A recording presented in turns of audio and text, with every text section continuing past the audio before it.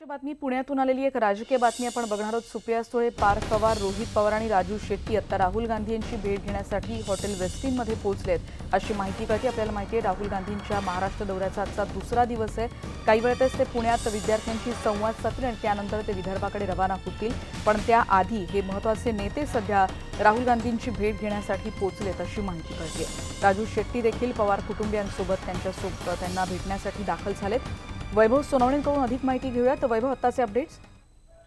रेणुका, सुप्रिया सुळे, पार्थ पवार आणि रोहित पवार या तिघांनी आज सकाळी वेस्टिन हॉटेलला राहुल गांधी यांची भेट घेतली आहे। राजू शेट्टी हे विमानतळावरती राहुल गांधी यांची वाट पाहतात, तिथं त्यांची भेट होईल आणि तिथून सोबत ते सभेला वर्ध्याला जातील अशी माहिती जी आहे ती मिळते।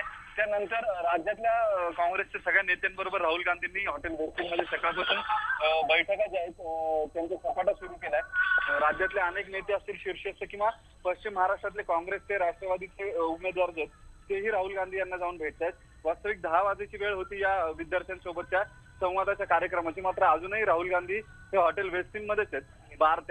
त्यांच्या आलेल्या दौऱ्यानुसार 12 वाजता ते इथून वर्ध्यासाठी टेक ऑफ करणार होते अशी माहिती मिळते। मात्र अजूनही कार्यक्रम सुरू झाला नसल्यामुळे ते पुढेही त्यांच्या पुण्यातून निघण्याचा वेळ जो आहे त्यालाही उशीर होईल असं समजतंय आता। निश्चितच धन्यवाद या माहितीबद्दल। आपण बघतोय पवार कुटुंबीय सध्या राहुल गांधींच्या भेटीला हॉटेल वेस्टिनमध्ये गेल्याची माहिती कळते आणि काही वेळातच राहुल गांधी विद्यार्थ्यांशी संवाद साधणार आहेत आणि त्यानंतर ते विदर्भाच्या दौऱ्याकडे रवाना